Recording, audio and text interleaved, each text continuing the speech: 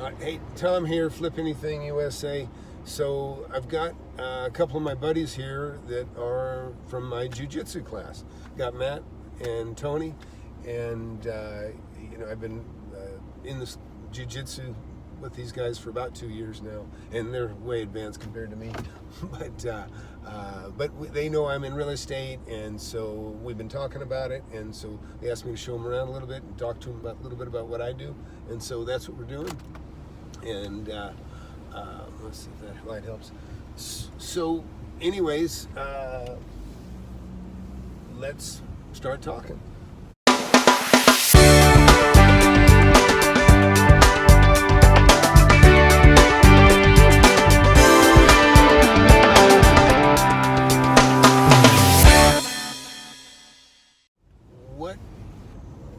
What primarily do you guys want to know? Well, what interests you? I'm an open book at this point. I obviously want to start with smaller properties, maybe a rental, one family type situation. No, nothing multifamily yet. A little bit of experience in auctions, but mainly in the Houston area, nothing here. Just kind of want to ride around, Tom, and just see what questions come up, what you look for. Your zip codes. What do you look for to get you into an area? Okay, and that's all great stuff. Okay. So single family homes is where you want to start, play with. Okay. We can talk about other stuff too, because commercial is too. And sometimes my whole philosophy is there are no bad properties. It doesn't matter what you buy. There's just bad deals. And so the most important thing is that you buy something right. And like one of the safest ways to invest is to buy like single family homes, but not $500,000 single family homes, because there's economies of scale in as much as when you buy something cheap, and I don't want to mean cheap because there's guys that buy homes for $12,000-$30,000 in Detroit, East Texas, and the problem with buying something $12,000 or $30,000-$40,000 is that that's all those houses are worth, even the nice ones in the neighborhood. So if you need a new kitchen, the kitchen's going to cost you as much as the house is worth. So what I look for is, I like stuff that's as nice as it can already be. I like it to be move-in ready, ideally. Now, we're all in a neighborhood here where we would be lucky to find something under $200,000. So, and right, this neighborhood even more so. In fact, I'll show you some houses here. We'll take a quick ride by. But so the other thing is people will pay $1,000 a month for a house that costs $60,000 to say $120,000. But when you get to $200,000, then you're looking at maybe $1,600 to $1,800 a month. Then you get to $250,000, then maybe you're lucky $250,000 to $300,000. You're going to get maybe $2,200 a month, roughly. Okay, that's not everywhere. These are just general examples. Okay. So first thing you got to figure out is, okay, if I'm going to put 10 or 20% down, what's going to cover the mortgage? Well, under that $250,000, that's kind of your sweet spot that you could leverage into something, and your mortgage is going to be covered. Okay. Now, if you're going to pay all cash for something like that, then you're going to be going, well, what's my return on my investment? If I put $200,000 down, I want to see $20,000 a year come back, net profit. Okay, now that's tougher to do now these days. That's tougher to do. But in the beginning, anyways, when I start, all I really cared about is I got 20 grand making, not very much money in the bank. I'm going to sink it in. I'm going to buy a house, and if it covers the payment, that's okay, because even though I've got $20,000 invested, I've got this other $80,000 that I borrowed, okay? Mm-hmm. And now that's making another 8% on average per year, just generally. So I'm getting another $6,400 or a year, whatever that is, $6,400 a year in value, in equities growing every year on average. It's not a permanent deal. Now, so like we're in front of a house right now. And I'll let everybody see this. Okay, so over here, that's a house right over there. Okay. It doesn't even really matter what the house looks like. They're all the same to me. Nice ranch. Yeah, it's a good little ranch style home. And Okay, I think I paid $159,000 for that. I bought it about 10 years ago. It's not very nice inside. I could take you inside. It's got Formica countertops. It's kind of a shitty plan. The cabinets are okay. Everything's fairly decent. It's not great, and I'm not fixing it up. But look at this thing. It's on a half acre. Yeah, that's a huge lot. It's a beautiful lot. Now that's why I love this whole place. Oak trees. Yeah, tons of oaks. It's gorgeous. 100% stone. Yeah, it's rock on 4 sides. That's good. Okay. See, that's a good thing Matt just brought up. See how there's stone? He sees stone on 2 sides, so he's kind of assuming that there's maybe more than that. And there is. It actually wraps all the way around. There actually might be siding on the very back. Okay. But you know, that's okay. You know, the bottom line is I bought this place. I probably put $20,000 down. It rented for more than enough to cover the mortgage at the time. But now what's happened is 10 years later, 12 years later, whatever exactly it is, well, it's no longer 100 and, you know, when I bought it for 160 or whatever I paid for it, it's probably worth close to 200 then. Well, last year and the year before it was pushing 400. Now it's pushing 500. Well, I was getting $1,200 a month when I rented it, when I bought it for 140.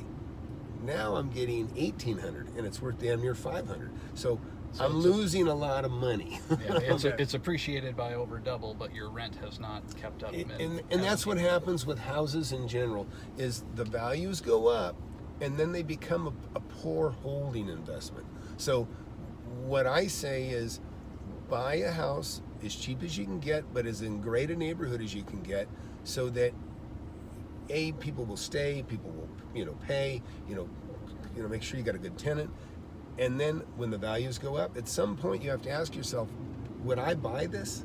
You know, and that's what I do. Would I pay $500 for this? Hell no. I wouldn't pay $400 for this, based on the return that it gives me. Now, I'd buy it for $400 if I could sell it for $500, sure. But that's what I would do.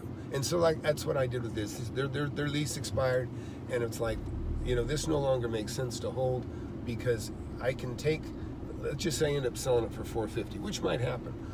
I sell it for $450. I'm going to go get, at a minimum, I'm going to buy something that gets me $4,500 a year income, or I'm sorry, $45,000 a year income, you know, at 10%. And so, and what I'd more than likely do is I'd take that $450 and I'd go buy a commercial property, and I'd put $450 down, and maybe I'd pay $1.2 million for it, and so, or $1,250,000 say.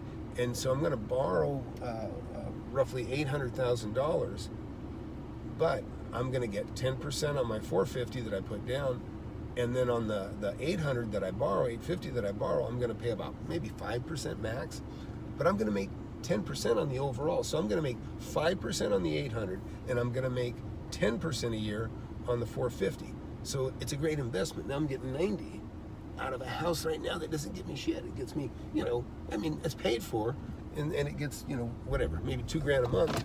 But, you know, it's just not enough. After taxes, it's just ridiculous. So your money could be working harder. Yeah. So what I do is you can, you know, if you find a house, buy a house and get a great deal. And, you know, you can flip it or you can hold it. Not everybody has time to just constantly look for property like I do. And so it makes sense, though, to get the best deal you can, and you can hold it. Because you know what? You sit on it, you hold it, and maybe 5 years goes by, or a couple of years, or 1 year, whatever. You know, not everybody has the same money situation, makes the same money. But all you got to do is buy a house like that once a year. Yeah. And by the time you got 5 of them, and, you know, 15 years goes by, and now they're starting to be paid off, and the other ones that aren't paid off, you know, are whatever, still have gone up in value. But, you know, you might have 10 houses that are worth $4 million. You know, that's kind of what I got around here. So in this neighborhood, there's a house I still own this house. So there's a ranch style here. There's a 2-story over here. There's 2 more up in front of here. I own all 4 of these. I sold this one to my right, and I try to let our audience see. There's one I own. I own this one back here. I own this one over here. That one with the little red car, I sold that about a year ago. The guys that follow me know that. Anyways, I sold that for, I think, $390. Again, I paid probably $150 for it. didn't make sense. I was getting almost $2,000 a month for it, but still, it's a terrible investment on $390. You know, and when I bought these houses, I intended these originally to be for my kids, and you guys can see this isn't an overly beautiful home, but it's not bad. I mean, I love ranch style homes, and I love trees, and I love lots, and I love big lots, and these are big lots. So is there a preference between single or 2 stories for you? Or I hate 2 stories. I don't like 2 stories. I hate 2 stories, especially. I mean, I'll take anything. Like I said, there is no bad deals. I mean, there is no bad property, just bad everything's deals. worth money, and it's just a matter of finding a deal that will make you. If it's not worth at least 25-35% more than I'm paying for it, I don't buy it. Okay. And I'm not talking about buying a fixer-upper that's 30% under market because it needs a lot of work. Well, 2 stories are more mechanical usually. So you got two ACs you got to deal with. Well, and there's a loss of space. You got a stairway in the damn thing. It's like You got- 600 square feet. You immediately you lose there, that. And I mean, this is actually the perfect example of a really horrible way to place a property. They put this thing right square in the middle of a half-acre lot, and they made it a 2-story when they could have made it a single story. And so, yeah, you got a big yard all the way around you. I guess I don't know. I don't like the placement of it at all. And which so even actually, a full 2-story, you're kind of losing a lot of square footage with that A-frame style. oh, too. it's horrible. Yeah. You go upstairs and your walls are leaning in on you. Yeah. It's almost like an attic deal. Yeah. And you know, and it's funny. So I was buying up this neighborhood a long time ago, and you know, I actually got some. I had some issues. People didn't like me buying up the place, and it started all out of jealousy of one guy, just upset that, you know, he was this guy that would sit on his hands forever, and he kept talking to a guy about buying this place, and then I talked to him one day, and I said, I'll take it, write it up, and I bought it. And then this guy was outraged that somebody come and took his deal, even though he'd been kicking the tires for a year. And yeah, so this is this is a beauty. Look at this. This kills me. Oh my. This thing here, this looked like a Better Homes and Garden place. I was buying that for $220,000, and that was about, I don't know, 5 or 6 years ago. She was the girlfriend of another guy down here.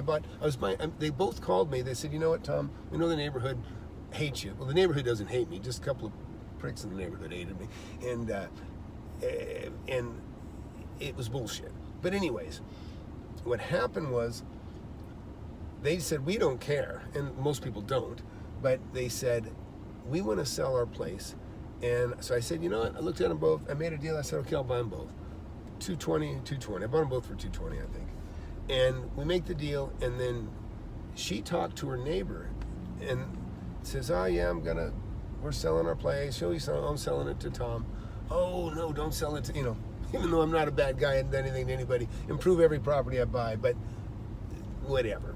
All started from the one cancer in the neighborhood that I mentioned. So what happens is the neighbor says, oh, well, I'll buy it from you. So then she calls me and says, Tom, I'm going to have to back out because, you know, Rosie or whatever her name is, my neighbor, she wants to buy it now. And I said, what? And so I was so mad, and I let her know how mad I was, that it upset her boyfriend so much, he almost didn't sell me his place. Oh, geez. So I lose hers, and I go, you know what? I'm giving you a good deal on it. It was a decent deal, to be honest, but I felt really, it was such a beautiful home. You just can't imagine how nice it was. So I bought this one at the same time right here, okay? Which is going to bring up a whole nother thing to talk to you guys about. So anyhow, deals fall apart, and it wasn't 3 weeks after that. I bought this thing. I bought another place. She calls back and she goes, Tom. I go, what? She backed out. She goes, yes. I go, I knew it. I said, I told you. I said, no, I don't get any damn money. And so I couldn't buy it. No. You know? And you can see why I'm pissed. That's right, we're $600,000. Yeah. But Beautiful home. yeah, it's Yeah. beautiful. Okay, but you know, it's funny. We were talking about placement. This is real, and everybody should take note of this. Because this is something most people would never see. Well, I hope you enjoyed that video. I enjoy sharing it with you. So be sure to get the app. If you don't have it already, you can get it free on Android or pay $20 to get it in iOS. Do the best money you ever spent. It'll take you further along. You'll be able to share and catalog your properties, and it'll just make you a better, more organized investor. Thanks for watching.